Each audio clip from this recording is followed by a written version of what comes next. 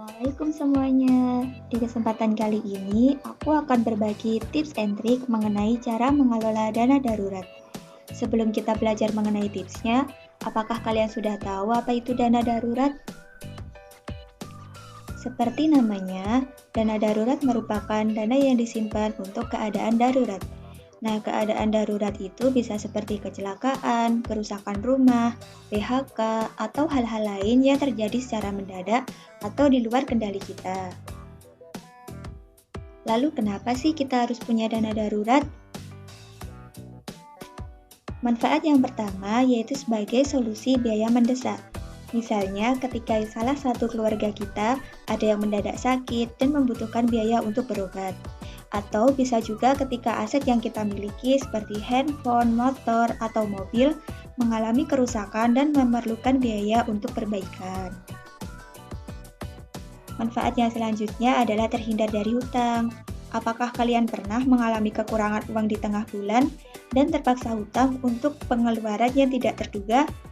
Nah, jika kalian pernah mengalami hal ini, tentunya dana darurat akan menjadi solusi yang tepat untuk mengatasi masalah ini.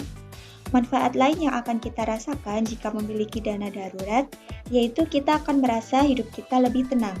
Karena jika kita memiliki masalah kekurangan dana untuk kebutuhan penting, kita tidak perlu repot-repot atau pusing mencari dana atau bahkan menggadaikan barang. Nah, menarik sekali bukan manfaatnya? Sekarang, aku akan berbagi tips and trik agar kita bisa mengelola dana darurat dengan baik. Tips yang pertama, hitung rata-rata pengeluaran biaya bulanan kalian ya. Dengan menghitung rata-rata pengeluaran bulanan, kita akan mengetahui atau bisa mengira berapa jumlah dana darurat yang tepat untuk kita sisihkan setiap bulannya.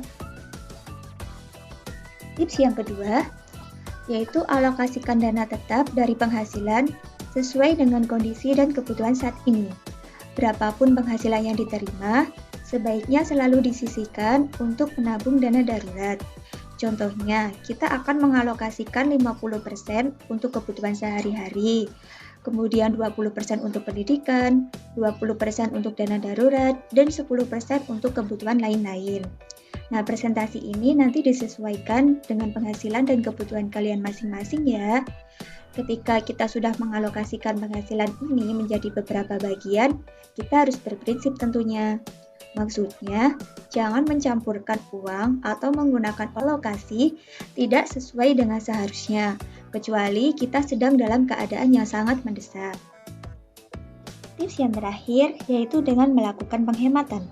Penghematan dapat kita lakukan dengan membedakan antara kebutuhan dan keinginan. Kebutuhan adalah sesuatu yang benar-benar penting dan kita perlukan.